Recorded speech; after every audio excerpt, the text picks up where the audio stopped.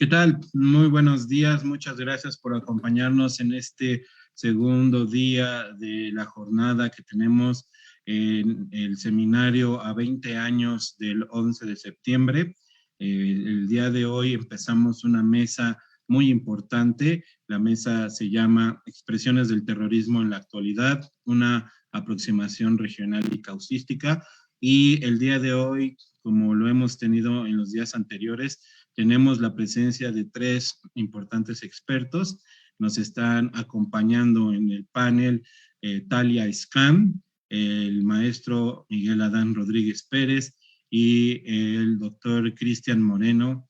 Entonces, me permitiré presentar a nuestra primera panelista, que para el día de hoy está empezando la jornada. Trae un tema muy interesante sobre Turquía. Entonces, me permito comentarles que la licenciada Talia Scam obtuvo su grado por la Universidad del Valle de México. Actualmente es una profesional en Derechos Humanos, Seguridad Internacional y Cooperación Multilateral. Ha participado en distintos seminarios y conferencias. Al mismo tiempo es ponente y especialista en el Diplomado de Política Internacional y los Conflictos del Mundo Contemporáneo de la Facultad de Ciencias Políticas y Sociales de la UNAM. Entonces, estamos muy contentos de contar con su participación. Entonces, Talia, te dejo la palabra. Muchísimas gracias, profesor. Pues antes que nada, muchísimas gracias por invitarme, muchas gracias por contar con mi participación. Mi nombre es Talia Işcan, yo también soy de nacionalidad turca, es un detalle bastante importante. Sí, he realizado varias investigaciones anteriormente respecto a los temas de seguridad multidimensional y terrorismo, y el día de hoy particularmente les voy a hablar sobre el caso de PKK en Turquía, el cual se conoce también como el problema de Partido de los Trabajadores de Kurdistán, que se fundó en 1978. Pues PKK, chance no sea uno de los grupos terroristas más conocidos del mundo, pero me gustaría un poquito charlar sobre la situación actual en Turquía y qué ha pasado y cómo este tema se ha ido vinculándose directamente con el tema de los kurdos en Turquía. Antes que nada, para poder conocer PKK necesitamos conocer su líder, que incluso en este caso se ha sido una figura de culto a la persona. Y también ustedes, como saben, el terrorismo desde su surgimiento ha sido un tema bastante complicado. La ONU lleva muchísimas sesiones simplemente para poder definir el terrorismo, y también ha sido todo un tema encontrarnos una definición global que sea aceptado por todos los países integrantes o por todos los actores en el escenario global por parte de los actores de relaciones internacionales. Entonces también es un caso muy interesante en este caso porque PKK, el grupo que yo les voy a platicar, es un grupo que fue reconocido formalmente como un grupo terrorista por parte de Turquía, por parte de la Unión Europea y por parte de los Estados Unidos. Sin embargo, eso no quiere decir de que todo el mundo globalmente ya lo colocó en la lista de grupos terroristas, es decir, no todos los países en el mundo lo están reconociendo como un grupo terrorista. Entonces el caso es un poco diferente comparado con Daesh, ISIS, etcétera. Y para poder entender un poquito el contexto, vamos a tener que entender el presidente del Partido de los Trabajadores de Kurdistán, que es Abdullah Öcalan, también se reconoce como APO en Turquía, que fue condenado a cadena perpetua por delitos de terrorismo y separatismo por la justicia turca, que allá permanece desde 1999. Prácticamente la cuestión PKK se basa muchísimo en la lucha por la independencia de Kurdistán, y Kurdistán tal como un estado separatista no existe. Sin embargo, Kurdistán ha sido una idea de las personas de etnia kurda que están colocadas por la frontera de Irak, Irán, Siria y Turquía. Y pues prácticamente Turquía ha jugado un papel muy importante porque la mayoría del territorio está en Turquía. Entonces, actualmente, a través de unas documentaciones que se reconocen como Norus, en 2013, Öcalan, que es el líder de PKK, hizo el primer llamamiento a la declaración de un alto de fuego del PKK en el marco de las negociaciones de paz abiertas que eran como desde finales de 2012 con el gobierno turco. Entonces, actualmente, chance se puede decir que el conflicto ha sido un poquito más tranquilo, pero Turquía lleva una lucha desde los finales del siglo XX hasta el momento, batallando con esos conflictos armados, porque aquí lo que pasó es que estas personas se empezaron a armar a finales del siglo XX y con estos metas ideológicos empezaron a formar parte de algunos ataques directos a los ciudadanos, a las familias, a algunos pueblos que están en el oeste y en el sur de Turquía, que es prácticamente la frontera con Medio Oriente, que ha sido como una frontera bastante dinámica, una frontera bastante complicada de estudiar. Y por eso el gobierno turco, hablando en términos legítimos, ha sufrido bastante y han habido como muchos pérdidas en esta ocasión. Y pues prácticamente, ¿qué busca PKK? Cuando les digo Partido de los Trabajadores de Kurdistán, pues yo creo que automáticamente el caso se puede relacionar un poco con una ideología marxista-leninista. Sin embargo, después de que claramente tener la meta de autodeterminación de las minorías kurdas de las zonas de mayoría kurda, o sea, ellos actualmente empezaron a seguir un modelo confederalista democrática, que esto ha sido como una ideología que se basa que enfatiza el autogobierno de las propias comunidades, que sería, allá dicen que sería una democracia directa, y también últimamente se han adoptado muchas políticas de feminismo de la agenda mundial y también anticapitalismo, pero en su salida, en su surgimiento, era un partido, según, de trabajadores que tenía metas 100% marxistas-leninistas, y el día de hoy sí hubo un acercamiento más hacia con federalismo, de que incluso Abdullah Öcalan dijo que lo que ellos están buscando es prácticamente tener ese sistema confederalista donde Kurdistán sí puede vivir con Turquía, pero con una estructura y reconocimiento político completamente diferente. Entonces, en marco teórico, o sea, sí es un partido con su ideología, con su discurso político, aunque algunos puntos se hayan cambiado y hayan como tenido muchas contradicciones. ¿Dónde está el problema entonces? Porque el día de hoy yo también puedo poner mi partido, puedo poner como mi ideología y yo y Maestro Beristein podemos armar nuestro discurso y pues es todo nuestro derecho.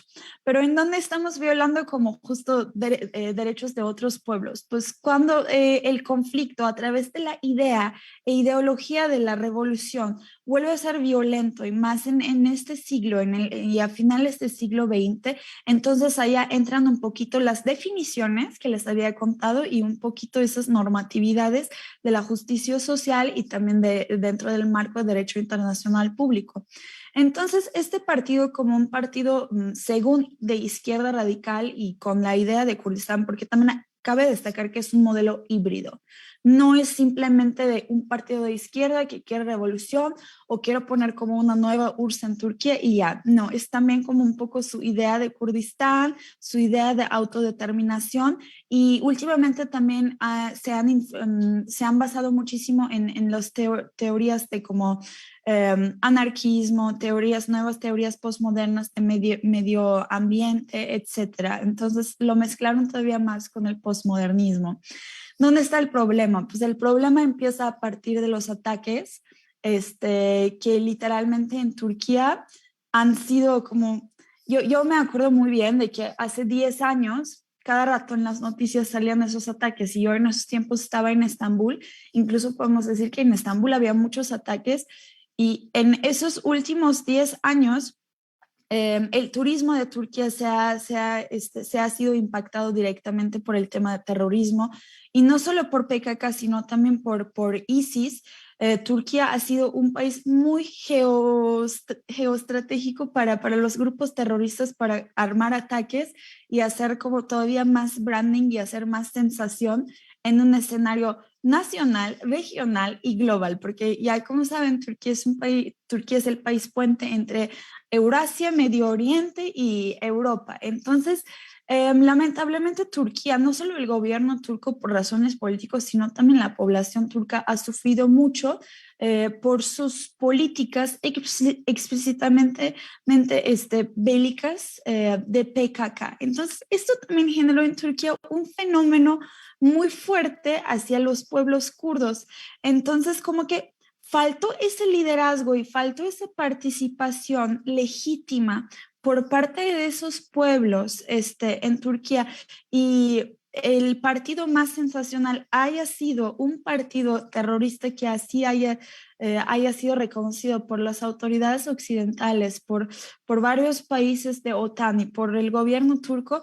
Se ha complicado muchísimo la situación y las dinámicas de las relaciones bilaterales entre esos grupos, incluso en parlamento y en cualquier foro diplomático político. Y en este caso, aunque Turquía en sus procesos de negociaciones haya intentado poner el aparato diplomático, ha sido bastante complicado, porque en ese caso el ejército turco también directamente tomó medidas para luchar en las zonas del oeste y en el sur y en las montañas con los pueblos kurdos. Y pues claramente es un fenómeno bastante complicado, porque no solo impacta a Turquía, también en muchos años Abdullah Öcalan, antes de que haya sido condenado, estaba en Siria, tenía sus otros centros en otros países de la frontera. Entonces, es un fenómeno bastante complicado. Claramente se tendría que estudiar desde muchas perspectivas. Uno, que es estudios de terrorismo particularmente. Dos, si lo vemos desde la perspectiva de política exterior turca. Tres, si lo vemos desde una perspectiva más regionalista de Medio Oriente. El tema es bastante complicado. Entonces, pues PKK oficialmente comenzó la lucha armada contra el Estado turco el 15 de agosto de 1984. Entonces, a partir de este momento, según el gobierno de Turquía, un total de aproximadamente 40.000 personas perdieron la vida en combates entre las Fuerzas Armadas de Turquía y PKK oficialmente. También han habido muchísimas investigaciones de cómo PKK, un pueblo que está como moviendo constantemente entre las zonas, que no tiene como sus centros, que no tiene sus instituciones legítimas, cómo se puede armar tan fácil, más hablando en términos de armas convencionales, cómo se consigue. Allá también han habido con muchas investigaciones donde dice que algunas potencias les han ayudado respecto a la cuestión de la importación e exportación de armas, y que también durante muchos tiempos se han dedicado a comercio ilícito, tráfico de las personas, tráfico de las drogas, y saben, como todo es un ciclo vicioso de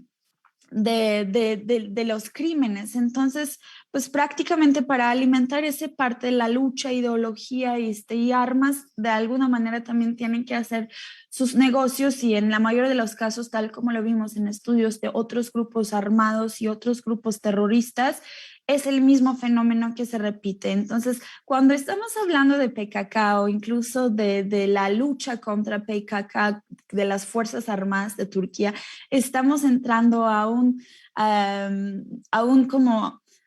modelo de securitización permanente con esos temas. Uno, porque la frontera está movida, está como haya un problema de migración, de refugiados, un problema geopolítico. Por otra vez, porque existe un problema ideológico de la etnia de las minorías, que es el tema de los kurdos, y cabe destacar que es todo un tema completamente diferente, es un estudio diferente.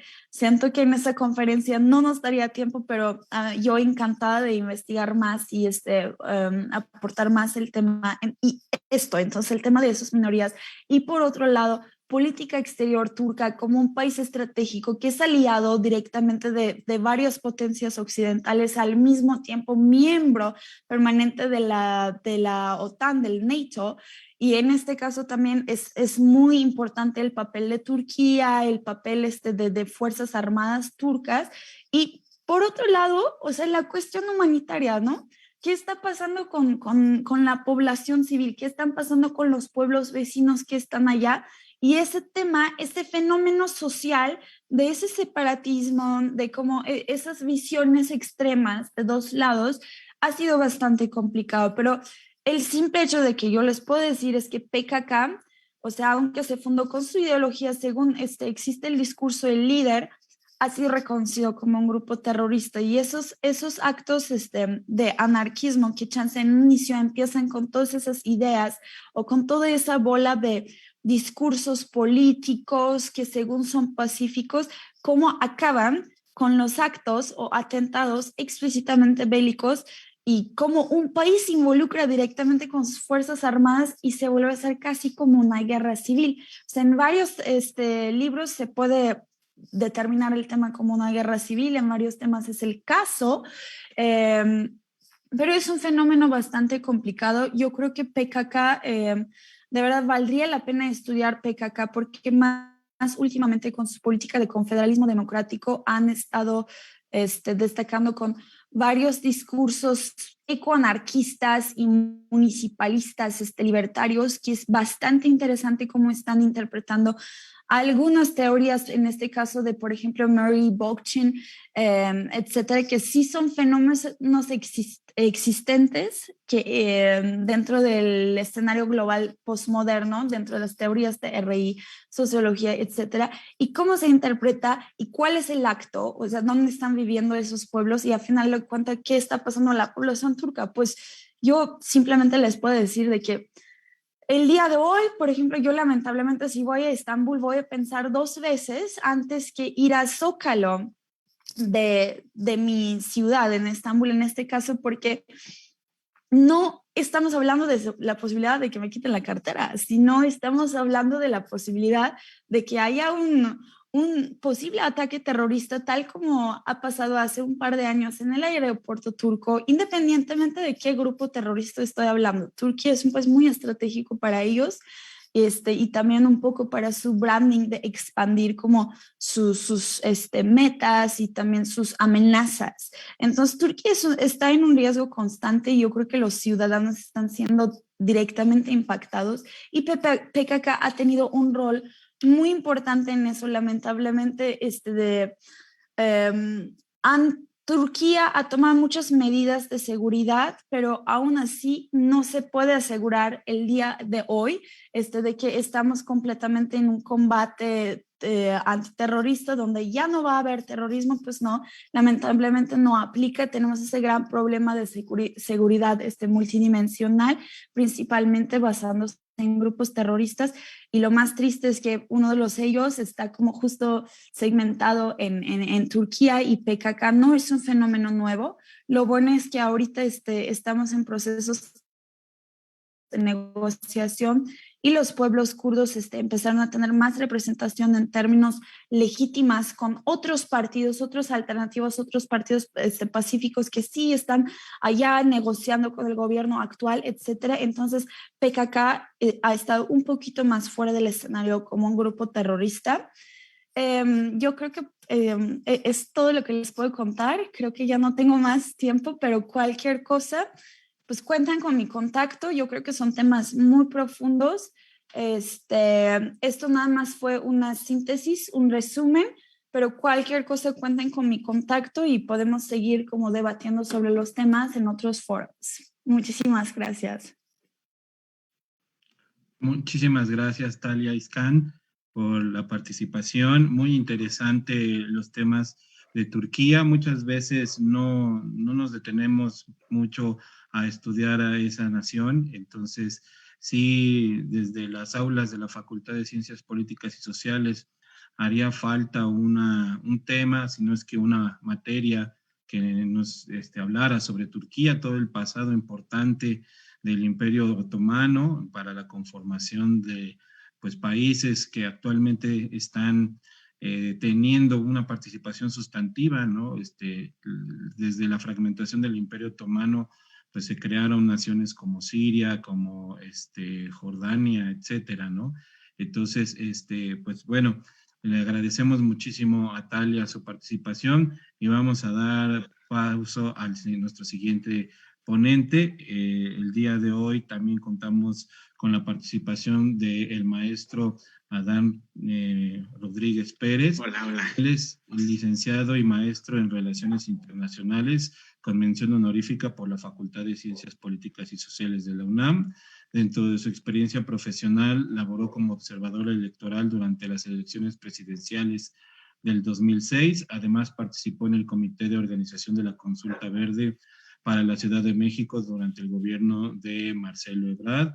Actualmente se encuentra dedicado a la docencia, laborando en la Facultad de Estudios Superiores Aragón de la UNAM, en donde se desempeña como profesor de asignatura de las carreras de Relaciones Internacionales, impartiendo asignaturas como Seminario de Problemas Internacionales, Geografía Económica y Política Internacional.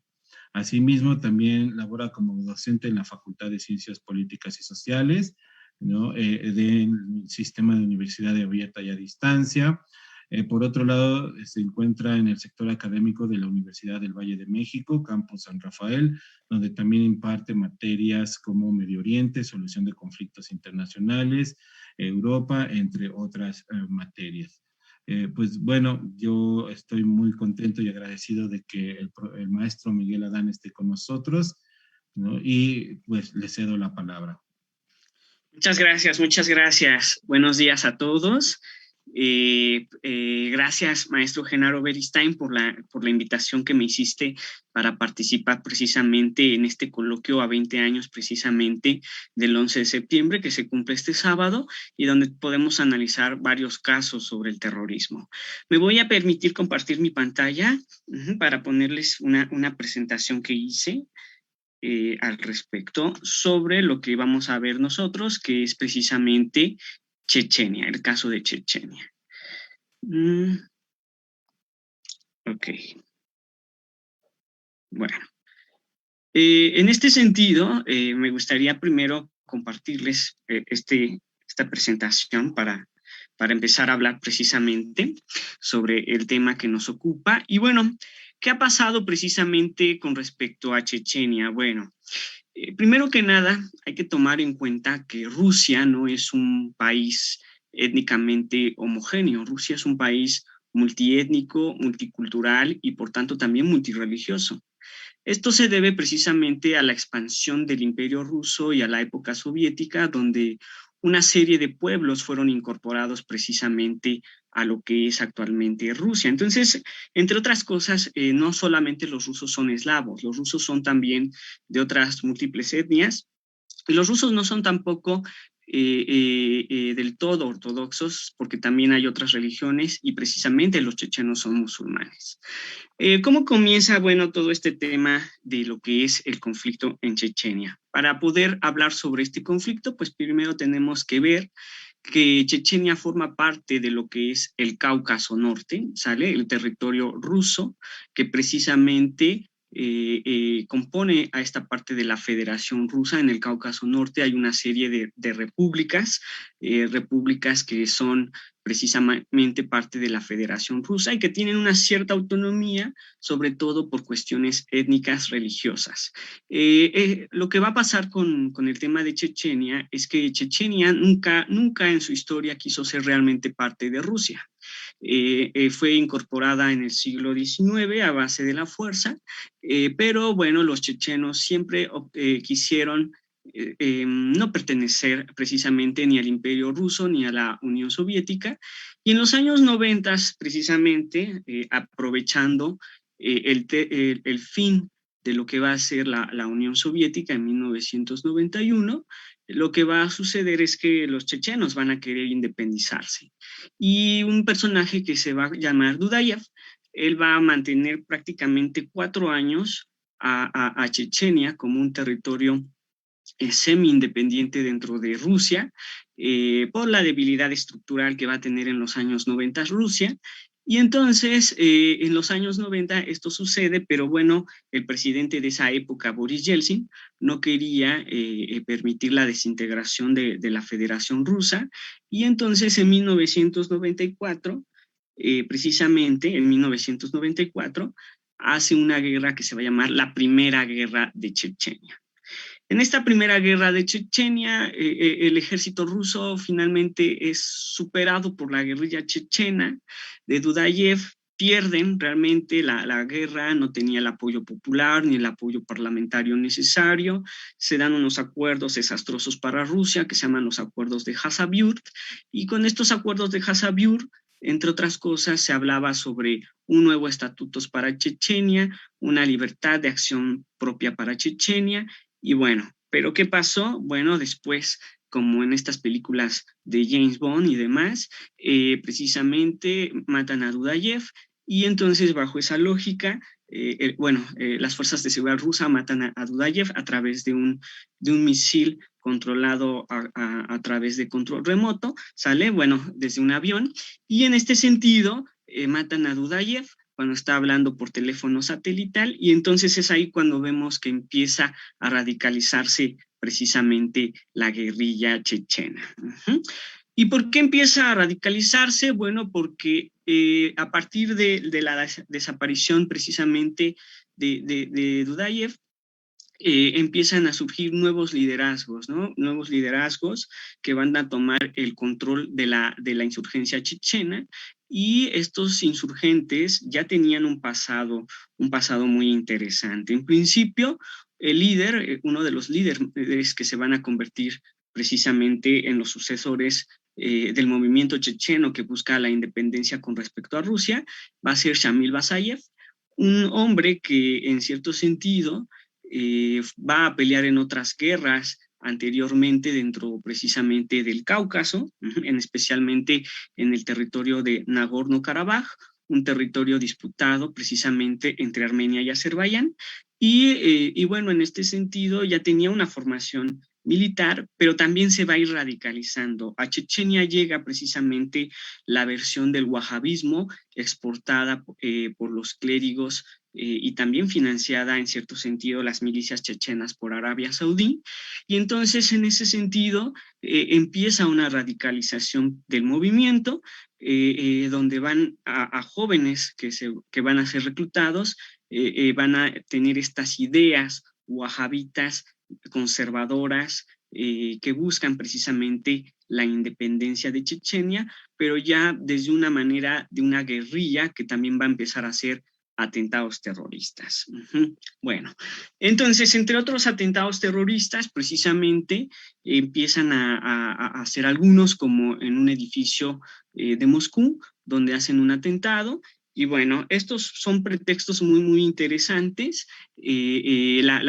pero antes de pasar a la Segunda Guerra de Chechenia, me gustaría comentarles que la Primera Guerra pues dejó grandes consecuencias, la destrucción de Grozny, miles de desplazados chechenos, y una situación donde 5.500 soldados rusos murieron frente a 73.000 chechenos. Entonces vemos precisamente la magnitud de un fenómeno donde precisamente la mayor parte de las víctimas van a ser chechenos, ¿sale? Pero a pesar de eso, Rusia no gana esta guerra.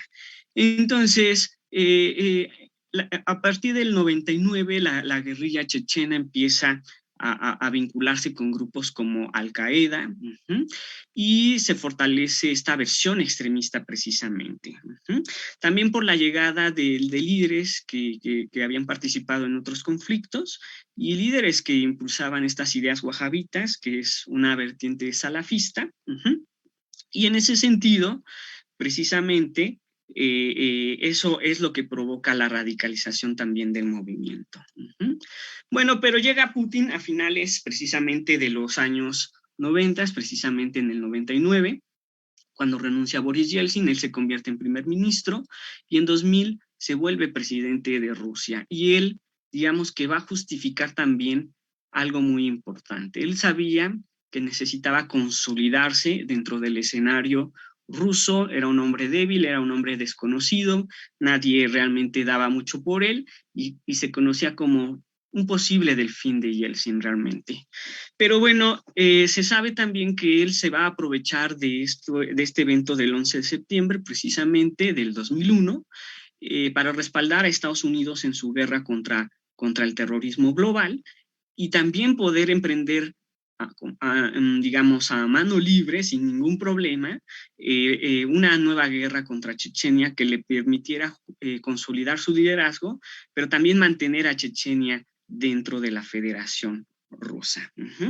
Entonces, en este sentido, Putin, a principios de los años 2000, va a buscar precisamente desarrollar esta segunda guerra de Chechenia, una guerra que va a ser muy sangrienta, ¿sale? Y que en este sentido va a contar con una serie de apoyos que no contó la Primera Guerra. ¿Por qué? ¿Por qué no cuenta la primera con apoyo? Bueno, porque no se había hecho un papel crucial que era el tema de los medios de comunicación, dando a conocer los atentados terroristas con víctimas civiles, sobre todo ancianos, niños, mujeres, que habían sido asesinados por la guerrilla chechena, y esto precisamente ayuda a que la popularidad de Putin y también la popularidad de una nueva guerra contra Chechenia sea más fácil de llevar que la del 94.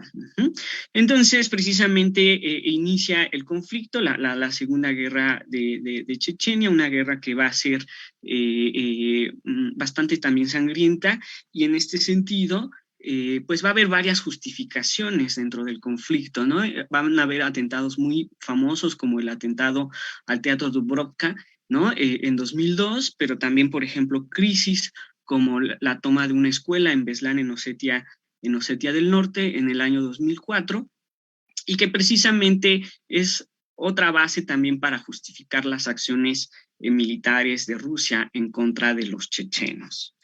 Entonces, bajo esa lógica, si bien la política de mano dura que emprende Putin contra Chechenia, pues da resultados, mueren muchos chechenos de la guerrilla, pero también va a haber personas desaparecidas dentro de la población precisamente chechena, y entre ellos víctimas de la guerra van a ser, por ejemplo, 10,000 personas desplazadas dentro del conflicto, ¿sale? Y además, el conflicto checheno, debo de decir, adelantándome a una diapositiva, precisamente el conflicto checheno va a dejar muchas muertes, pero también el conflicto se va a desplazar hacia las otras repúblicas vecinas, sobre todo hacia Dagestán.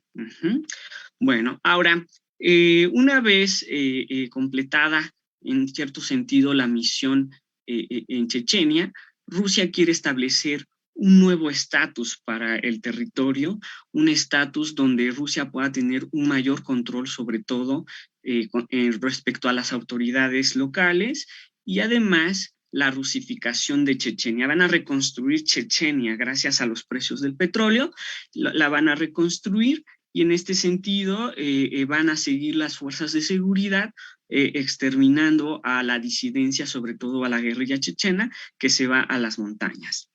Entonces, bajo esta política, en 2006, Rusia crea el Comité Nacional Antiterrorista, el famoso NAC, dirigido por el Servicio Federal de Seguridad, el antecesor de la KGB, pero también por el Ministerio del Interior precisamente ruso, y van a empezar precisamente para combatir a lo que queda de la guerrilla chechena, que está precisamente en las montañas y en las demás repúblicas donde se expande, sobre todo Dagestán, Kabardino-Balkaria.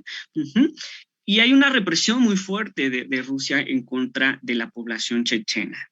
Desapariciones forzadas, torturas, les quemaban precisamente si consideraban que eran sospechosos de apoyar a la guerrilla chechena, hacían castigos colectivos como la quema de casas de familiares que pudieran estar simpatizando o que los rusos consideraban, las fuerzas de seguridad rusas, consideraban que eran precisamente simpatizantes del movimiento de independencia checheno y sobre todo de la guerrilla chechena. Entonces, precisamente los líderes van a ser asesinados de forma selectiva, los líderes de esta guerrilla, ¿no? Shamil Basayev, luego viene Doku Umarov, ¿no? Considerado, por ejemplo, el Osama Bin Laden checheno, que quería establecer precisamente en el Cáucaso ruso el Emirato del Cáucaso. Esa era su idea precisamente. Posteriormente también va a ser asesinado y en 2015 llega Ali Abu Muhammad, sale y también, pues, ¿no? Va a ser también posteriormente asesinado por las fuerzas de seguridad rusas, pero eso no quiere decir que la guerrilla que ya no exista la guerrilla chechena precisamente. Más bien se ha transformado. Ahora también vemos el uso de las mujeres como un instrumento importante para hacer atentados terroristas. Entre ellos están las famosas viudas negras, que también se conocen como la shahidka, y que estas mujeres son hermanas, esposas o hijas de chechenos que han sido asesinados por las fuerzas de seguridad rusas y que en una forma de vengar la muerte de sus familiares, en este sentido de sus padres, de sus hermanos, de sus esposos, ellas se han radicalizado y ahora también hacen atentados terroristas, ¿no? Se inmolan precisamente, y en este sentido, se ha propagado la radicalización ya no solamente como una forma de guerrilla, sino también hacia las mujeres, que han jugado un papel muy importante. Por ejemplo, el atentado en el metro de Moscú en el año 2010, o también precisamente en términos del atentado en el aeropuerto de Moscú en 2011, donde 37 personas murieron. Entonces, bajo esa lógica, estas mujeres también han jugado un papel crucial. Incluso Putin temía que en los Juegos Olímpicos de Sochi pudiera haber un atentado terrorista en los Juegos Olímpicos. Blindó la ciudad de Sochi, que es precisamente la costa del Mar Negro de Rusia, y efectivamente hubieron atentados, pero cerca de Sochi, no precisamente en Sochi, ¿no? Como en Volgogrado, precisamente, en una estación de trenes y contra un autobús. Entonces, estas mujeres han jugado un papel como atacantes suicidas muy, muy importante dentro de la lógica chechena.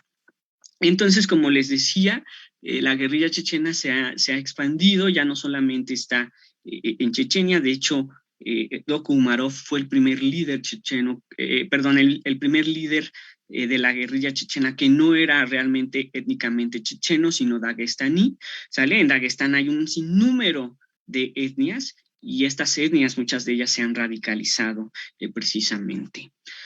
Entonces, ¿qué vemos ahora? ¿Cuál es el panorama del Estado de Chechenia? Bueno, vemos una radicalización, sigue existiendo la guerrilla chechena, pero ahora muchos de sus milicianos se han ido a pelear a conflictos como el de Siria.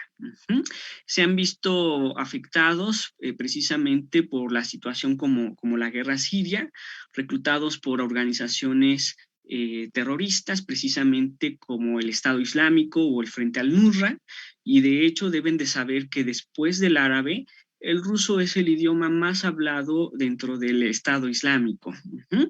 ¿Y cómo son reclutados? A través de redes sociales, precisamente los chechenos y otros, precisamente uzbecos, tayikos y de otras nacionalidades del espacio postsoviético, son reclutados a través de redes sociales. Por ejemplo, Vkontakte, por ejemplo, es una especie de Instagram, ¿sale? Que existe precisamente, y es un medio, es una red social junto con Odnoklassniki, que son medios de reclutamiento que usa precisamente el Estado Islámico para buscar reclutar chechenos y de otras nacionalidades del espacio postsoviético. Entonces, finalmente, para Rusia esto significa un problema de seguridad precisamente en el sentido de que Rusia dice, bueno, es que estos chechenos o estos grupos de insurgentes pueden regresar a Rusia terminados conflictos como los de Siria, y entonces ya traerán una evolución, porque no solamente habrán peleado en una guerra, sino también más radicalizados y puede haber más atentados terroristas. Esto ha sido utilizado por Rusia para justificar, por ejemplo, su intervención en Siria. Es que vamos a ayudar al régimen de Bashar al-Assad precisamente para combatir el terrorismo y entre ellos también a evitar que estos chechenos regresen a Rusia y puedan ser un peligro para la seguridad nacional de Rusia. Entonces, eso es un pretexto que han usado precisamente los rusos para bombardear sí a los grupos radicales, pero también a la oposición moderada en países precisamente como Siria. Pero también los rusos tienen muy en cuenta lo que está pasando en Afganistán en estos momentos, porque saben que el triunfo talibán les puede dar una revitalidad a los movimientos separatistas, sobre todo en Chechenia, y además de la expansión del terrorismo que puede resurgir de nueva cuenta en estas regiones como el Cáucaso, que son territorios donde conviven diferentes grupos étnicos y religiosos, sobre todo musulmanes, cristianos, y es un peligro para la estabilidad de Rusia, precisamente, que en Afganistán pueda llegar una ala dura más vinculada a Al-Qaeda y que pueda expandirse incluso el Estado Islámico. Y no solamente ahí, sino también en Asia Central, por supuesto. Entonces, precisamente, este todo es un tema controversial, es un tema que pues podemos debatir mucho con respecto a lo que va a suceder precisamente, pero bueno, la posición de Rusia es de mano dura y pues para eso tiene a un líder, Kadyrov, que se encarga con sus batallones privados de mantener el control férreo sobre Chechenia y además digamos, la mano derecha de Putin en el Cáucaso, sobre todo en Chechenia, para poner orden y combatir a la guerrilla. Hace poco hubo un enfrentamiento precisamente donde mataron a un líder importante de la guerrilla chechena, pero eso no significa que la guerrilla esté derrotada, más bien ha cambiado, ha evolucionado, se ha camuflado y se ha expandido a otras zonas del Cáucaso Norte. Con esto me gustaría terminar mi primera parte de la participación y dejar otros temas precisamente dentro de la ronda de preguntas. Muchísimas gracias por su ponencia, profesor Miguel Adán. Está muy interesante la situación de Chechenia, la cuestión del Cáucaso, la cuestión toda la región del Cáucaso prácticamente puede ser un polvorín que genere inestabilidad a nivel internacional y pues bueno, eso está por estallar, ¿no? Más aún con la revitalización, como bien lo menciona, de estos grupos a través del triunfo de los talibanes en Afganistán. Muy interesante la participación del profesor Miguel Adán Rodríguez y bueno, como último ponente que tendremos el día de hoy, está con nosotros perdón, se me fue la pantalla, está con nosotros el doctor Cristian Moreno, del cual me voy a permitir leer su semblanza. Él es el responsable académico internacional de la Universidad Internacional de Valencia, director del área jurídica de Derecho, Criminología y Relaciones Internacionales de la Universidad Internacional de Valencia. Es doctor en criminología, clasificación sobresaliente cum laude por la Universidad Católica de San Vicente Mártir de Valencia también, vicerregidor de la Academia de Criminología de España, subdirector del área de Ciencias Sociales de la Universidad Internacional de Valencia hasta el 2018, director del Máster Universitario en Criminología, Delincuencia y Victimología de la Universidad Internacional de Valencia, también hasta el 2018. Y pues bueno, creo que si continúo leyendo el abstract, nada más el abstract del doctor Cristian Moreno, me voy a llevar yo los 25 minutos de su ponencia. Entonces, doctor, muchísimas gracias por acompañarnos desde España. Sé que ya es tarde por allá, entonces le cedo el uso de la palabra. Muy bien. Bueno, simplemente hacer dos puntualizaciones a la presentación. La primera es que actualmente soy el responsable académico de EDEM, Escuela de Empresarios, que es donde me hallo, aquí en Valencia, al lado de la Marina Valenciana. Y la segunda, que no creo que era un punto a obviar, y es que soy un enamorado de la cocina mexicana. A ver si de una vez por todas puedo volver a México y puedo volver a degustar unos maravillosos tacos de pastor, ¿no? Entonces eso vaya por delante. Esperemos que bueno, pronto pueda saludar a tantos y tantos amigos que tengo por allá. Muchas gracias, maestro Genaro. Permítame que salude también al maestro Alfonso Aragón. Es un placer estar en la Facultad de Ciencias Políticas y Sociales, en el Centro de Relaciones Internacionales. Es un absoluto placer colaborar con la UNAM. Para mí es una de las mejores universidades del mundo y siempre que me llamen siempre voy a estar allí, sea presencial o sea online. Si es presencial, mejor, por aquello de los tacos, pero sin eso no hay ningún problema.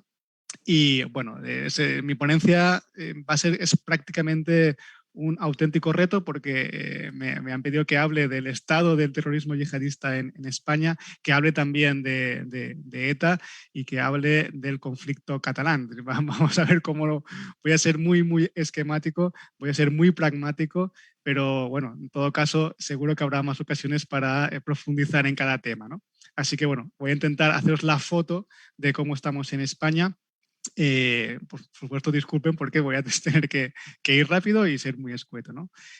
Para entender un poco, para empezar, claro, estamos hablando de dos tipos de terrorismo, ¿no? Perdón, dos tipos de objetivo, ¿no? del grupo. Uno es una cuestión totalmente religiosa y las otras dos, pues, totalmente política, ¿no?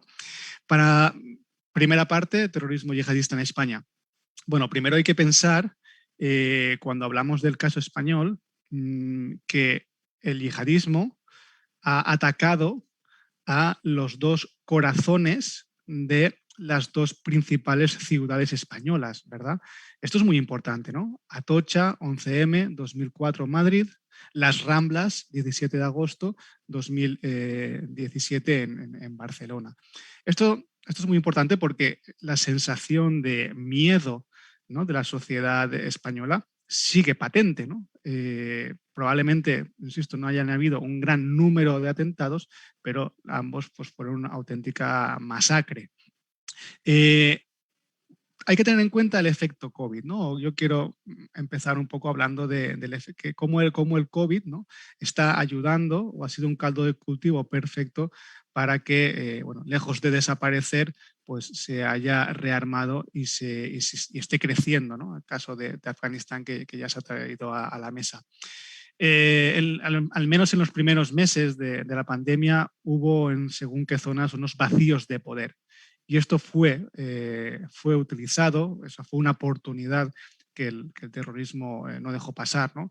Bien sea el Daesh o Al-Qaeda en el África subsahariana, bien sea los talibanes, ¿no?, como hemos visto ahora mismo en Afganistán, también en Pakistán, ¿no? Probablemente hasta hace unos días el centro gravitatorio del terrorismo yihadista fuera África subsahariana, sin embargo ahora todas nuestras miradas están centradas en Afganistán, ¿no? Es importante y oye, aprovecho para felicitar a los compañeros que me han precedido, tanto Miguel como Talía, muy acertado.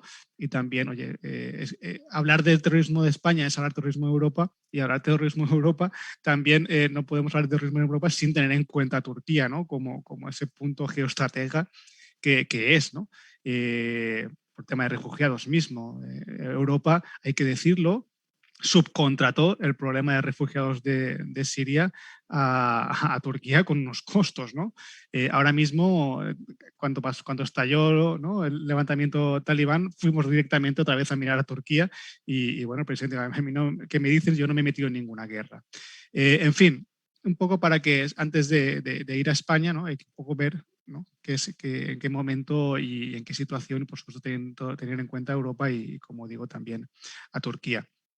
Ahora mismo en España, entre el 2000, bueno, ha habido 17 atentados en Europa el año pasado.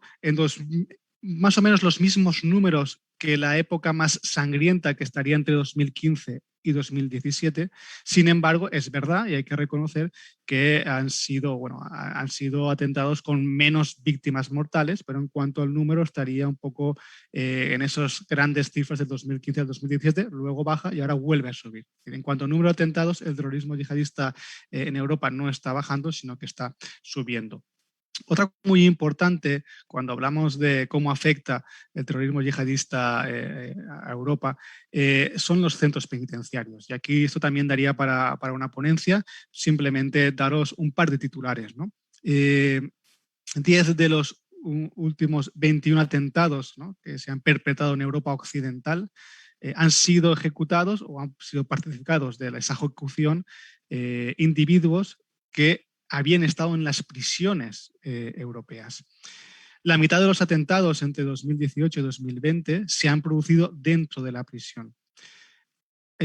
Por tanto, se puede decir que en las prisiones europeas se han convertido en un foco de radicalización, en una escuela de terrorismo y también, hay que decirlo, subvencionado por las arcas públicas, ¿no? Porque al final ese dinero que se emplea, ¿no?, para resocialización, oye, no hay que perder el fin.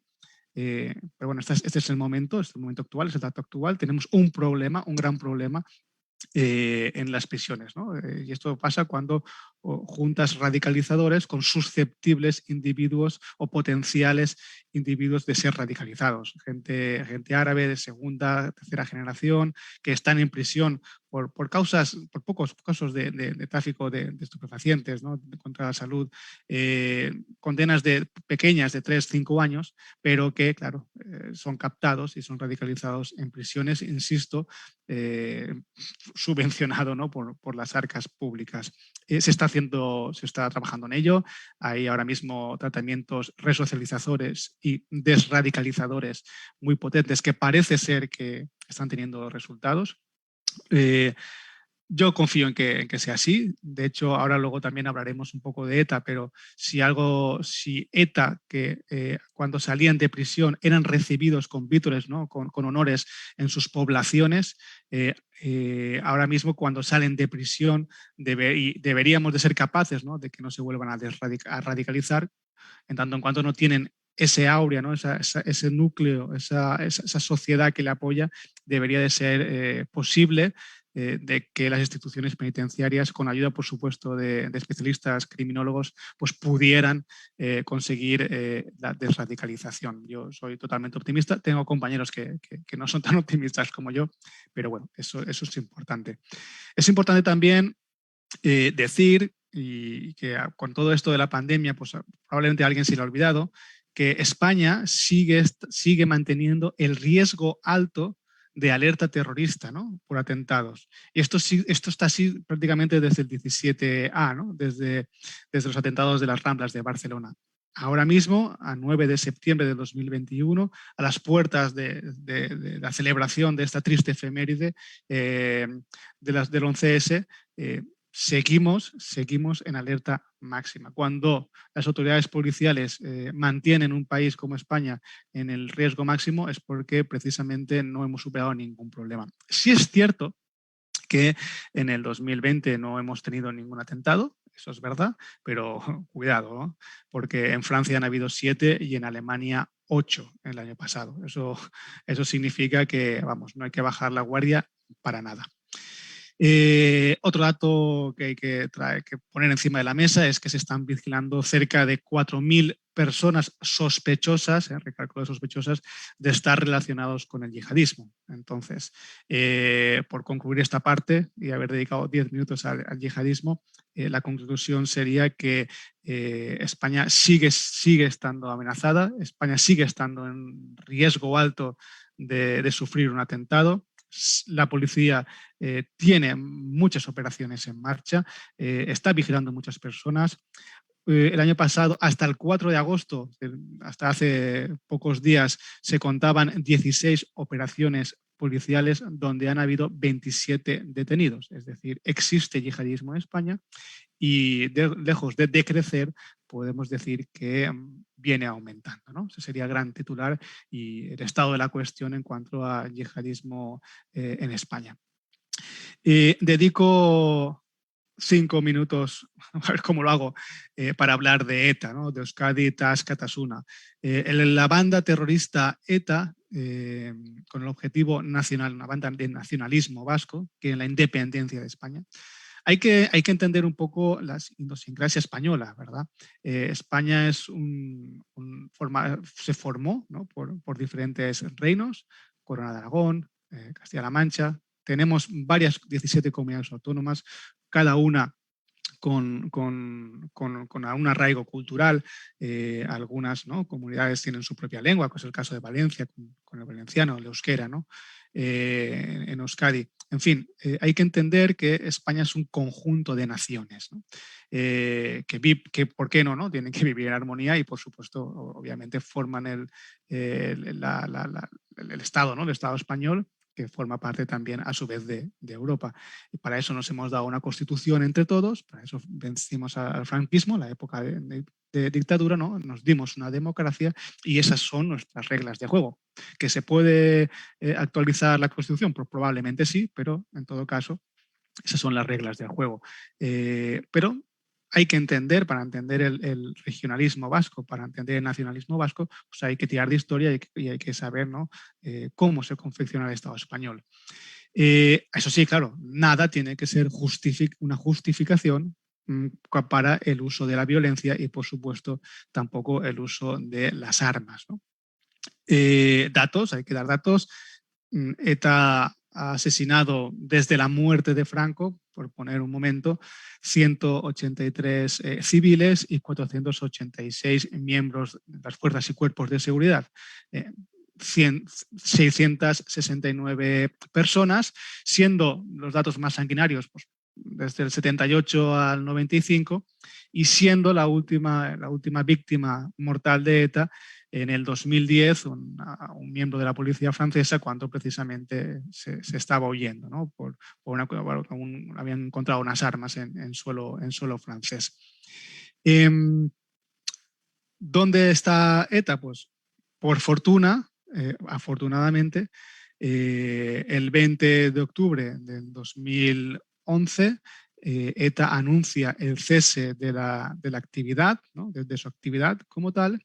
Y el 17 de marzo del 2017 anuncia y hace obvio, ¿no? su desarme, ¿no? De forma unilateral y sin condiciones. Da para una clase también, ¿no? Pues bueno, analizar, ¿no? hasta qué punto fue un triunfo político, ¿no?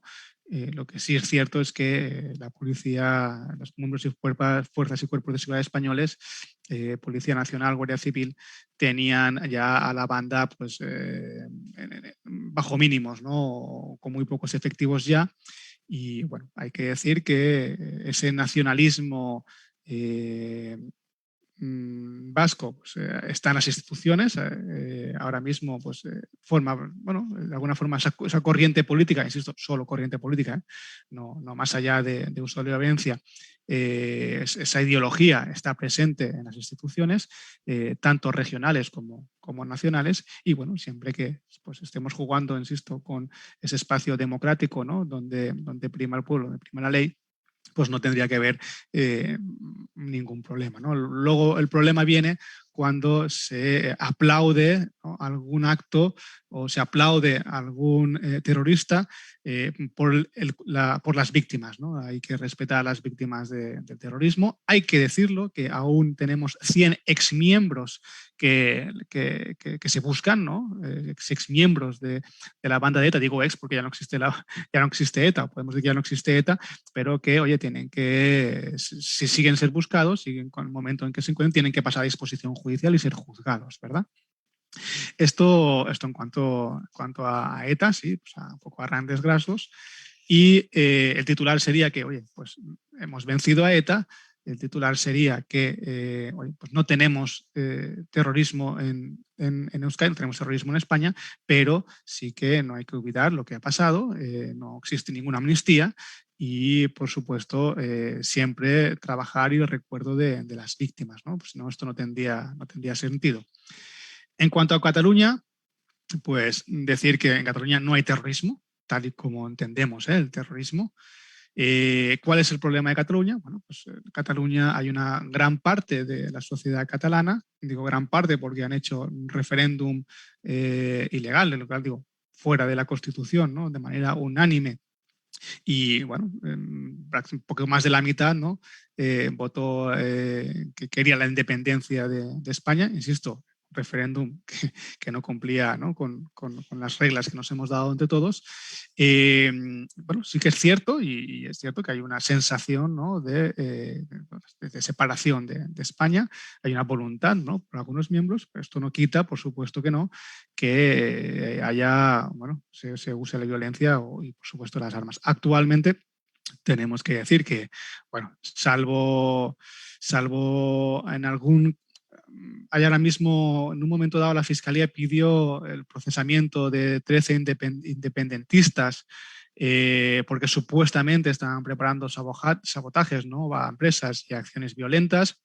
Incluso se habló de que podrían estar llevando a cabo actividades de fabricación y elaboración de explosivos. La verdad es que no ha habido ningún atentado. Sí es verdad que existen los comités de defensa de la República, los CDRs, que...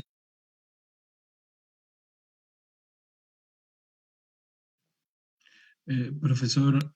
Sí, se me había puesto en mute, disculpen. Digo que podrían estar, han participado y han organizado altercados, quemas de contenedores, bueno, se han encarado a la policía, han lanzado artefactos a la policía. Esto es muy triste, esto hay que trabajar con ello, ¿no? Esto no puede ser, pero terrorismo como tal en Cataluña no hay. Además, hay una parte, y esto también hay que decirlo, del sector político independentista, que en algún momento puntual, y esto es público, ha justificado la violencia como fuente, ¿no? Como forma de hacer, de hacer visible a la comunidad internacional el conflicto catalán. En todo caso, y para ir concluyendo también, pues bueno, yo soy optimista, yo creo que soy de los que piensan que España necesita a Cataluña, que Cataluña necesita a España. No tiene sentido hoy en día, ¿no? Con la Comunidad Europea, bueno, esta suerte de empezar a desmembrar en pequeños países España. Están obligados a entenderse, estamos obligados a entendernos. Y, de verdad que yo creo que, bueno, que se ha estirado mucho al hilo por cuestiones políticas, pero que están obligados a sentarse, a llegar a acuerdos. Y en fin, ¿no? Es un poco, el titular sería ese, ¿no? Oye, creo que se ha estirado demasiado la cuerda a nivel político, esto ha pasado a las calles, pero el problema que nace por cuestiones políticas va a tener que solucionar también por cuestiones políticas. No sé si saben que, bueno, que ciertos líderes del independentismo políticos y civiles han estado juzgados y están en prisión, ¿no? Por parte de algún sector político, pues se pide la inmunidad, se pide la amnistía. Bueno, en todo caso, oye, a día de hoy se han cometido unos delitos, ¿no? Y por eso han sido juzgados y están cumpliendo condena. Insisto, yo vuelvo a decir que digamos que esto se nos ha ido de las manos, pero necesariamente y por el bien de la sociedad catalana, por el bien de la sociedad española, pues no queda otra que buscar una solución, ¿no? Que poco sería también el titular del conflicto catalán y permitirme que vuelva a insistir, ya no hay terrorismo de ETA, no se puede entender que en el conflicto catalán haya terrorismo. Y estos serían un poco los titulares. Y ya para concluir, porque entiendo que me quedan muy pocos minutos, pues bueno, simplemente unas reflexiones para para un poco, sí, en todo caso, para abrir debate, hay que estar alerta, ¿no? Que el conflicto catalán no pueda convertirse o no pueda traducirse en acciones terroristas y, por supuesto, en un atentado. Hay que estar alerta de que no vuelva a renacer, no vuelva aquel nacionalista vasco a coger las armas, a utilizar la violencia. También, de esa misma forma, hay que estar muy atento a que está creciendo la violencia de ultraderecha en Europa, ¿no? Esto hay que tenerlo en cuenta también. Vienen apareciendo ya demasiadas agresiones xenófobas, delitos de odio. Yo creo que bueno, fruto un poco del aumento del populismo y fruto un poco de la situación que nos ha tocado vivir estos años a nivel global, están aumentando los delitos de odio, y yo también quería traerlo a la mesa. Trabajar, no olvidarnos de las víctimas. Por ejemplo, el Instituto de Victimología del País Vasco viene desde hace muchos años trabajando bien, el Observatorio de Tecnología, la Fundación Miguel Ángel Blanco, etcétera, etcétera, etcétera. No hay que olvidarse de Antonio Beristain, que comparte el apellido con el compañero Genaro, ¿no? Uno de los padres de la victimología, Antonio Beristain, a lo que también animo a que lean y a que estudien. Y también, ya para acabar, pues reivindicar que estos problemas son problemas complejos, en los que, si bien es cierto que estamos hablando de delitos, y hay que saber, por supuesto, de derecho penal, hay que saber también de entender todo el entramado, ¿no? Los 360 grados del problema, la cuestión social. A las víctimas hay que asistirlas, pero también hay que atenderlas y hay que acompañarlas. Hay que tener conocimiento entonces de derecho, de sociología, de psicología. Y para ello hay un profesional, que es el criminólogo, que no nos podemos olvidar. Se está trabajando, además, yo creo que probablemente México sea el país que más apuesta por la criminología forense, pero en todo el ámbito de la criminología. La UNAM es un ejemplo de ello, y bueno, yo siempre que tengo oportunidad lo digo, y hoy no voy a ser menos. Así que yo con esto, pues bueno, doy por finalizada mi intervención. Así que muchísimas gracias. Perdonen porque he ido muy rápido y he tenido que tratar temas muy delicados, ¿no? Que podríamos estar hablando horas y horas, pero al menos que se llevaran, ¿no? la foto actual de estas tres corrientes. Y bueno, me pongo a disposición de la mesa, me pongo a disposición de aquellos que nos están siguiendo. Les saludo a todos y espero que pronto nos podamos ver ya allí cerca, ¿no? Como digo, como he empezado a cabo, cerca de esos buenos tacos del pastor. Gracias. Muchísimas gracias, doctor Cristian Moreno. Lamento que Uber Eats no llegue hasta España. ¿Verdad? Qué bueno. Tacos de pastor, pero pues el kebab es una muy buena opción. Yo recuerdo que se cena uno muy rico y se parece mucho a los tacos al pastor, los kebabs ahí en España. Muchísimas gracias. Pues tenemos algunas dudas que provienen de la audiencia. Me voy a permitir leer algunas de estas y creo que lo conveniente es que vayamos respondiendo conforme al orden de participación. Entonces, leeré primero las preguntas que son para Talia, posteriormente las preguntas que son para el profesor Miguel y finalmente para el profesor Cristian Moreno.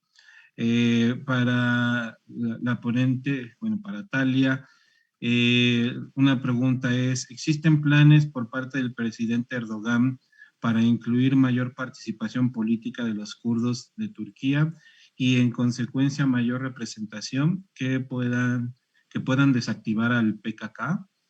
Y en otra pregunta está, ¿la política del presidente Erdogan contra los kurdos se ha confrontado con los aliados de la OTAN?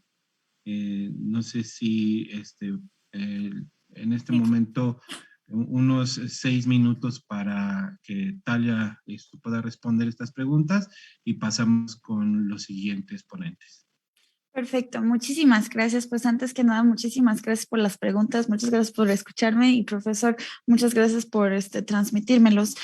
por si existen planes o mayor representación, pues aquí es más o menos lo que he notado. El gobierno turco, independientemente de su régimen, independientemente de su gobierno, o sea régimen de Erdogan, sea algún otro régimen, siempre han existido planes de negociación, porque como les había dicho anteriormente, PKK no es un fenómeno nuevo. PKK había surgido a finales del siglo pasado, entonces a muchos gobiernos diferentes les tocó enfrentar el conflicto y acá el problema mayormente ha sido confrontar los ataques, porque PKK no ha detenido sus ataques durante el transcurso de esos años. Han lastimado muchos civiles en los pueblos más como vecinos que están cerca de ellos. Y actualmente Recep Tayyip Erdogan claramente ha tenido muchos procesos de negociación, incluso podemos decir con el gobierno actual hemos acelerado bastante este proceso de negociación y justo le tocó al régimen de Erdogan cuando, como les había dicho, Abdullah Öcalan con su plan Noruz hizo, o sea, en la historia su primer llamamiento a la declaración de un alto el fuego del PKK. Entonces, eso también fue gracias a los diálogos que el régimen actual ha tenido. Y el régimen actual también ha tenido diálogos con otras representaciones de los partidos de los pueblos kurdos. Y creo que les había mencionado, GDP es una representación que de hecho compitió en las elecciones y tuvieron bastante voto. Entonces, en Parlamento y en diferentes foros locales, nuestro gobierno y sus, como digo, como sus diputados han tenido muchos diálogos con ellos. Entonces, en caso de PKK, de hecho, estamos, yo creo que en la mejor etapa y eso es también un poco gracias a la política exterior turca y gracias a esos diálogos que el gobierno actual ha realizado. Y por otro lado, políticamente como para que los kurdos tengan mayor representación, hay que diferenciar muy bien el tema. O sea, lo que a mí me gustaría aquí destacar es que no todos los kurdos pertenecen a PKK y no toda la gente de PKK es prácticamente gente que simplemente ideológicamente quiere defender los derechos de los pueblos kurdos. No, porque PKK ya salió un poquito de ese fenómeno de lucha de ideología y se convirtió en grupo terrorista. Entonces, creo que aquí sí tendríamos que ampliar bastante la visión. Claramente nuestro gobierno y diferentes gobiernos turcos en el transcurso de los momentos más importantes históricos ha tenido varias políticas de inclusión y de mayor participación política. Como les digo, actualmente existe el partido de GDP, que es un partido legítimo, está participado, está en diálogo con nuestro gobierno, competió en las elecciones. Entonces, si la cuestión va hacia los pueblos kurdos y la inclusión, esto es algo que el gobierno turco ya ha hecho. El gobierno turco nunca ha rechazado que estén los kurdos o que ellos también tengan como sus derechos, etcétera. Aquí lo que el gobierno estrictamente rechazó fueron los actos de PKK, que es un partido particularmente y ya fuera de que sea partido es un grupo terrorista. Entonces, este fenómeno es bastante complicado. Por favor, no piensen de que el simple hecho de que todos los nacionalistas turcas estamos en contra de PKK no quiere decir que estamos en contra de los pueblos kurdos o que ellos estén allá o que ellos tengan derechos. Entonces, hay varias políticas de inclusión. Eso lo hemos implementado desde finales del siglo anterior, pero respecto a PKK, eso se ha vuelto simplemente una lucha. Pero es en contra de PKK, no es en contra de los pueblos kurdos, no es algo en contra de los kurdos prácticamente. Si tuviéramos otra minoría o si ese grupo tuviera otra ideología completamente diferente, entonces sería en contra de ellos. Aquí a mí no me gustaría simplemente generar un estigma de que el gobierno turco simplemente está en contra de la izquierda o de los trabajadores o de los kurdos. No, el gobierno turco siempre por su agenda nacional y por su política exterior ha estado en contra de la violencia y terrorismo. Entonces, a partir de que PKK se definió como un grupo terrorista, y no solo por parte de Turquía, sino también por parte de la Unión Europea y Estados Unidos, allá se intensificó la relación directamente con el líder de este partido y con la gente que está armada, que van a las montañas, que están atacando a los civiles. No sé si me expliqué. Muy bien, claro que sí, Talia, muchísimas gracias. Voy con las preguntas para el profesor Adán. Aquí nos escriben, ¿los Kadyrovski podrían considerarse como un medio de represión a la sociedad chechena? Y en una segunda pregunta, ¿la mano dura de Putin puede ser también como un detonante a los grupos radicales? Y yo creo que pues voy adelantando las preguntas para el profesor Cristian Moreno porque son bastantes y creo que un poco complejas. La primera sería, profesor Cristian, el 11M apresuró el proceso de paz entre el gobierno español y la ETA. ¿Qué opinión le merece que México fuese un lugar de retiro para algunos miembros de la ETA? Y una tercera y última pregunta, ¿en qué consisten los procesos de desradicalización en las prisiones europeas? ¿Y en qué parámetros o criterios se utilizan para considerar que estos están resultando efectivos? No sé si están claras las preguntas. Ok. Entonces, profesor Miguel Adam, adelante, Ajá. por favor. Maestro Genaro, ¿podría repetirme lo último de los Kadyrovski? Sí, que si los Kadyrovski podrían considerarse como un medio de represión a la sociedad chechena. Ok, sí. Muchas gracias, maestro Genaro. Bueno, vamos precisamente a hablar sobre este tema. Este tema precisamente es un poco espinoso. Precisamente, Kadyrov pues ha hecho una serie de batallones, privados que son excombatientes, precisamente, que ha reclutado para pues tratar de llevar a cabo su represión contra lo que considera la guerrilla chechena o los simpatizantes del movimiento checheno. Y hay batallones como por ejemplo el batallón Sever, el batallón Yug, el batallón Terek, que precisamente pues han hecho esta política represiva en contra de precisamente la comunidad chechena. Entonces yo diría que sí sirven precisamente como mano dura contra los chechenos. Y bueno, Kadyrov precisamente ha hecho toda una política represiva que no solamente es en contra precisamente de la insurgencia chechena, sino también contra las mismas personas, por ejemplo, homosexuales, ¿no?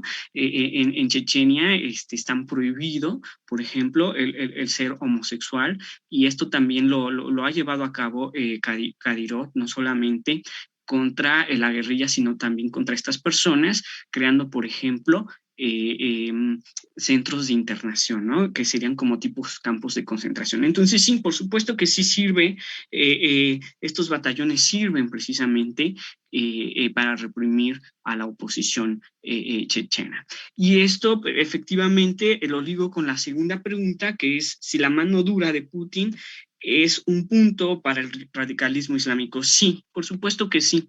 Hay muchos analistas y muchos estudiosos y se han hecho muchas investigaciones acerca de cómo la represión, que no solamente es contra la guerrilla, sino también contra personas civiles chechenas. Recuerden que la sociedad civil chechena, la población chechena es una población basada en el clan, ¿no? El clan, los lazos familiares. Eso es lo más importante dentro de la estructura social chechena. Y en este sentido, los castigos masivos, las desapariciones forzosas, la muerte de guerrilleros, el desplazamiento de poblaciones, etcétera, pues sí ha llevado a un radicalismo, a una radicalización de ciertos sectores de la población joven y personas que se han visto directamente afectadas por estas matanzas, tanto del ejército ruso, del servicio secreto ruso, el FSB, de este grupo antiterrorista. Claro que sí. Entonces, en ese sentido, sí podemos decir que la mano dura de Putin también ha llevado a la radicalización de cierto sector de la población chechena y de otras partes precisamente de la región del Cáucaso Norte.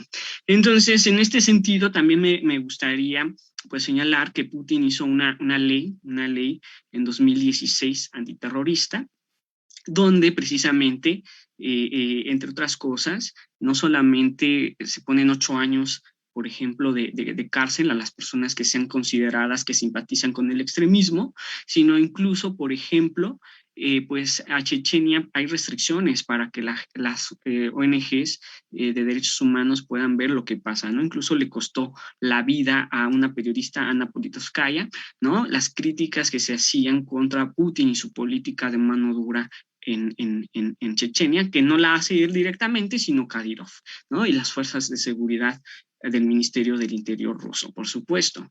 Entonces, sí, esto también ha llevado a la radicalización, pero también hay que ver por otro lado, las influencias externas, ¿no? Sobre todo clérigos musulmanes que han llegado a la región, patrocinados por Arabia Saudí y otros países, donde precisamente el Islam wahabita es uno de los más conservadores y es uno de los más proclives precisamente a todas estas tendencias de un Islam radical, porque el Islam de Chechenia, precisamente, el Islam de Chechenia es un Islam más parecido al turco, más abierto, ¿sale? Ese era el terrorismo tradicional.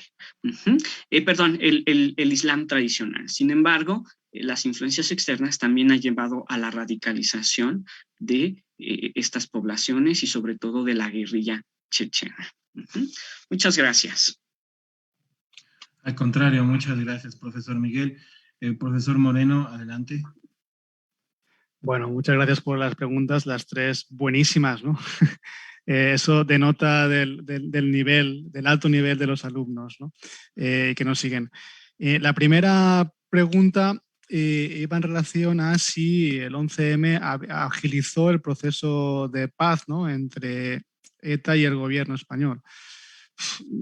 Lo de llamarlo proceso de paz, a mí ya me chirría un poco, ¿no? Es decir, como he dicho antes, ¿no? Es verdad que hay una voluntad política por ambas partes, pero no es menos cierto que la banda terrorista ETA estaba bajo mínimos gracias a la gran actuación, ¿no? Las grandes actuaciones que venía ejecutando las fuerzas y cuerpos de seguridad español, ¿no? Un poco aclarar ese concepto en el que yo no soy partidario de llamarlo proceso de paz, como sí ha habido en otros conflictos y en otros países, ¿verdad? Aunque bueno, insisto que esto es una cuestión de que seguro que hay académicos que están en contra de mi visión, ¿no? Cabe recordar que en un primer momento se pensó que los atentados del 11M habían sido perpetrados por la banda terrorista ETA, ¿no? Es verdad que bueno, por los explosivos, por la forma de actuar, pues si había sido ETA, pues bueno, había cambiado, ¿no? Su forma de actuar y hasta entonces pues, no había cometido un atentado ni de esa forma ni con esos tipos de explosivos, ¿no? Y por supuesto de tan gran magnitud. Esto aquí da para una sesión porque justo saben que ustedes que fue pues pocos días antes de las elecciones, en fin, ¿no? Hubo un cambio de gobierno. Pues probablemente si de haber sido ETA, no sé, pues probablemente no habría ganado, ¿no? El Partido Socialista, no lo sé. Si bien es cierto que hay que recordar o cabe recordar pues, la foto de las Ozores, ¿no? De Blair, Aznar con todo aquello, ¿verdad? De alguna forma, pues el electorado español podía leer que por culpa de habernos metido en esa guerra, por culpa de esa foto, pues estábamos recibiendo, ¿no? El castigo del yihadismo, en concreto de Al-Qaeda en ese momento, ¿no? Y bueno, sí que se levantó una gran controversia que hasta ahora sigue, ¿no? Fíjate, aún hay quien mantiene que fue ETA, ¿no? Entonces, a la pregunta de si el 11M aceleró el proceso de paz, mi respuesta es que no. Yo creo que ya se venía trabajando mucho y muy bien a nivel policial y bueno, creo un poco la clave de ese éxito, ¿no? Es verdad que en ese momento la sociedad española y las fuerzas y cuerpos de seguridad español hasta en ese momento estaban centrados en el terrorismo vasco y de repente otro nuevo malo, de verdad, otro nuevo terrorismo totalmente diferente llegaba, ¿no? Y llegaba a quedarse. Yo leo la pregunta al revés, ¿no? Menos mal que digamos que ya teníamos entre las cuerdas a ETA, porque si no hubiéramos tenido dos grandes problemas. Ahora, pues, gracias, ¿no?, a Dios que eso ya nos lo hemos quitado. La segunda pregunta era en referencia a qué opinaba, ¿no?, sobre el retiro mexicano de terroristas, ¿no?, de etarras. A ver, mi opinión es que, por supuesto, que mal. Los terroristas, hubo un momento en los 90, vamos a tirar, es muy bueno y es muy fácil hablar de algo que es histórico, ¿no?, o que ya tenemos datos. Entonces uno ya pues, es más valiente a la hora de opinar. Ya con el transcurso de los años, pues mi opinión es que el gobierno mexicano ayudó mucho al español, se trabajó muy bien, hubo una buena cooperación policial. Al final, pues, ostras, yo soy de los que piensan que yo cuando voy a México pues me siento como en casa, de verdad, ¿no? Al final, pues tenemos que sacar la bandera de la hispanidad, ¿no? Y de verdad, si hay un país en el que, pues bueno, España siempre ha tenido buena relación. Para mí es México y eso se ve también en este problema en concreto. Bueno, cabe recordar a los alumnos que en los años 90 los terroristas que se habían huido a Francia, allí ya no se sentían presionados, allí ya no se sentían seguros y empiezan a ir a refugiarse en México. El país azteca entonces pues, se convierte en el centro de refugio, ¿no?, de estos terroristas. Sobre el 95 se firma un gran acuerdo de extraditación. La verdad que gracias a él, ¿no?, se empieza a extraditar, ¿no?, a ser juzgados, a poder ser juzgados en España por la legislación española. Luego hay muchos fiscales que se oponen a ello. Entonces lo que hace el gobierno mexicano es aplicar la ley de población, que conocen ustedes mejor que yo, y en el caso de que, oye, pues cualquier persona que hubiera entrado a México sin documentación de manera irregular, pues, ¿no?, y gracias a esa ley pues se puede ejecutar. Hay un momento en el que aparece pues creo que se me ha ido un poco el internet. ¿Me escuchan bien? Sí, vale, gracias. Hay un momento en el que aparece un personaje político que es Cuauhtémoc Cárdenas, que se muestra contrario, ¿no?, a esas extradiciones, y la verdad que hay un momento en que peligran, pero ya con la entrada del gobierno de Fox, sí, se reactivan de nuevo las extraditaciones y bueno, hasta el día de hoy, ¿no? La verdad que, o sea, la conclusión de la pregunta es que, oye, pues me parece mal, pero creo que es un ejemplo de trabajo conjunto gobierno español con gobierno mexicano a lo largo de los años, lo que no está de más pues aplaudirlo, ¿no? Ahora desde la lejanía pues aplaudirlo. Y luego ya como anécdota, que a mí me parece graciosa, pero tampoco es una cuestión, es que hay muchos hijos que se detienen en México de terroristas que no conocían el pasado de sus padres, ¿no? Es decir, van allí y muchos forman una nueva vida, una nueva identidad, y la sorpresa de los hijos cuando se los llevan para España detenidos por terrorismo. Y esto pasó en varias familias. Y bueno, un poco al hilo de lo que digo, ¿no?, del buen trabajo que se hizo de cooperación, ¿no?, los acuerdos bilaterales entre México y España. Y la última pregunta también daría para una ponencia, muy, muy buena pregunta. Me preguntaban sobre, bueno, ¿no?, con los procesos de desradicalización, pues bueno, un poco cómo los hacían, ¿no?, y el éxito. Complicado. Primero decir que hay varias fases en estos programas de resocialización, porque no son más que de resocialización. Cabe recordar que en nuestra Constitución el objeto de la pena, de libertad, ¿no?, el objeto de la prisión es la resocialización, es decir, estamos obligados al menos a intentarlo por mandato constitucional. Entonces, bueno, primero hay una parte en la que se trabaja de forma individual y también grupal, o sea, hay distintas formas de trabajar a nivel psicológico, ¿no? La primera parte donde intentan hacerles dudar, es decir, aquellas preguntas, ¿no? de todo lo que has hecho ha servido para algo, el por qué, ¿no? y enseñarles otros valores y otra forma de vivir, es decir, a empezar a hacerles, ¿no? las preguntas correctas. Insisto, luego se vuelve a trabajar en grupo. Se utiliza mucho apoyo externo a prisión, asociaciones que se dedican a. También se ha usado mucho a lo que llaman pues, imanes, ¿no? que hacen una interpretación del Corán correcta, ¿no? a nuestros valores occidentales. Esto empezó a funcionar, pero luego nos dimos cuenta que los funcionarios de prisiones, pues la mayoría no sabían árabe y realmente no sabíamos qué estaban pasando en esas sesiones. Es decir, no sabíamos si realmente había desradicalización o todo lo contrario, ¿no? Eso fue muy complicado y eso es una verdad, ¿no? Como un templo. Y luego sí que yo creo que aquí la clave la está teniendo un poco el post-tratamiento, ¿no? La clave es cuando salen de prisión. Aquí, por ejemplo, Alemania, Inglaterra lo está haciendo muy bien, fruto de su experiencia en este tipo de programas con radicales violentos de ultraderecha, ¿no? Hay que recordar que ahí sí que hay una tradición, ¿no? Tristemente una tradición, ¿no? Así que ya han tenido ese problema de radicalización violenta, pero con una cuestión de ultraderecha. Entonces lo que han hecho es aplicar esa experiencia que tenían a los programas de tratamiento con internos yihadistas. Y una cosa que funciona muy bien es que marcarles un tutor que les guíe durante los siguientes años a la puesta de libertad o semilibertad, ¿no? Que le haga un seguimiento.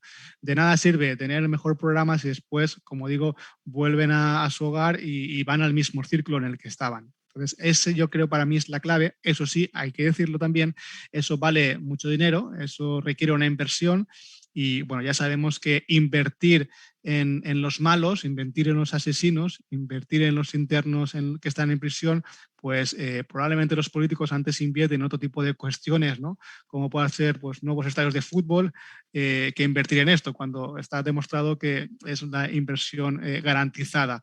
Entonces, pues bueno, hago ese llamamiento o aprovecho la pregunta para ¿no? defender que es necesario invertir en resocialización y no solo, insisto, en lo que podamos hacer en prisión, que sí que hay muy buenos profesionales y que yo sí soy optimista, sino en lo que hay que hacer ese seguimiento una vez salen a semilibertad o en libertad.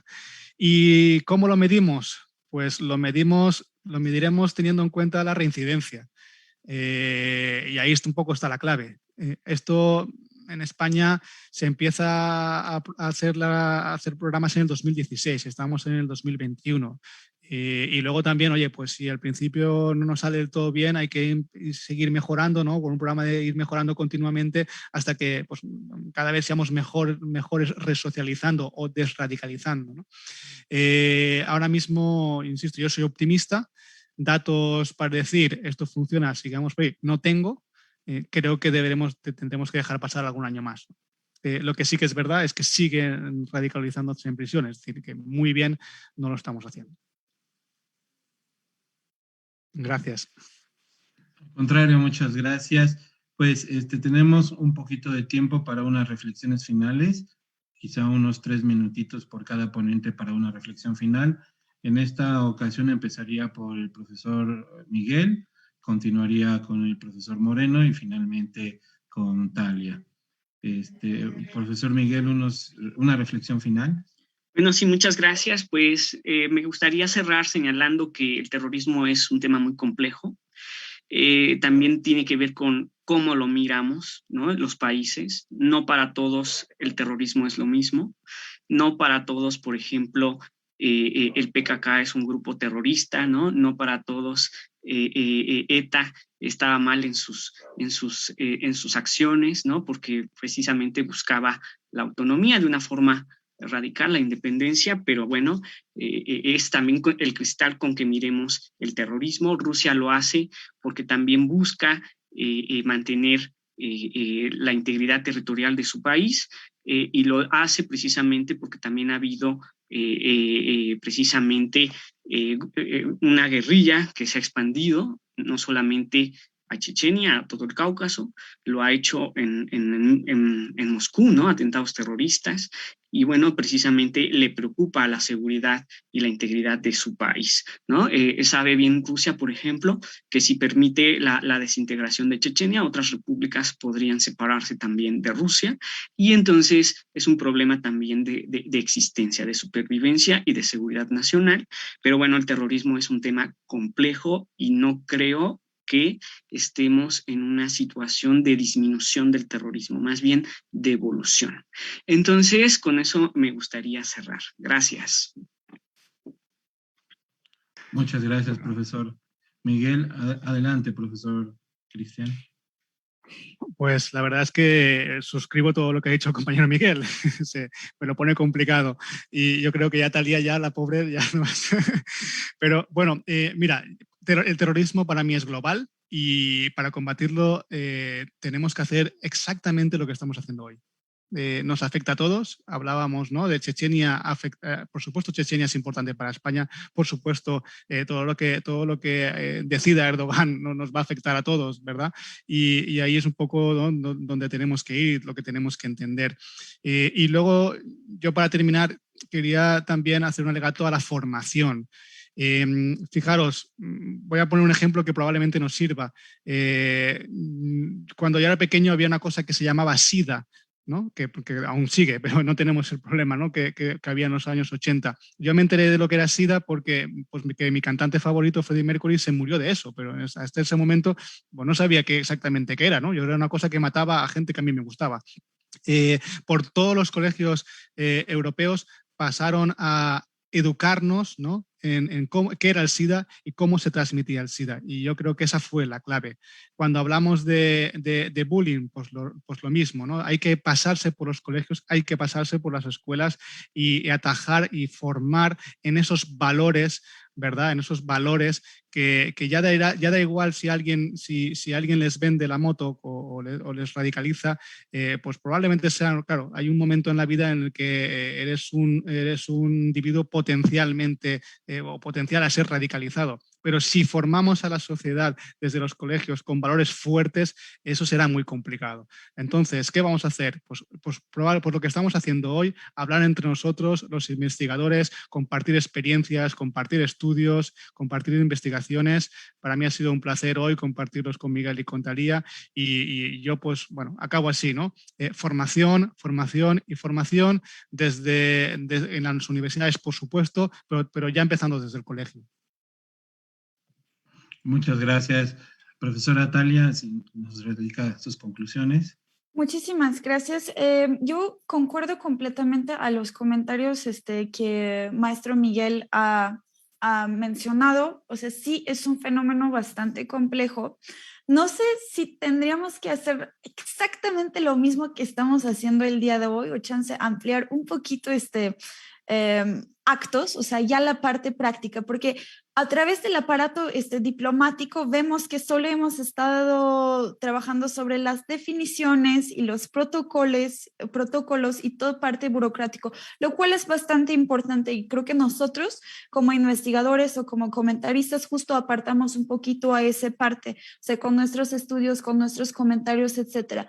Por otro lado, hablando de las políticas exteriores, sí creo que allá lamentablemente tenemos que esforzar más el aparato militar. Es como mi perspectiva 100% es subjetiva, porque igual sé que el tema de terrorismo se ha vuelto en algo como bastante abstracto, pero yo creo que aparato militar ahorita es la única solución para combatirlo a nivel nacional, a nivel regional y a nivel internacional en el campo.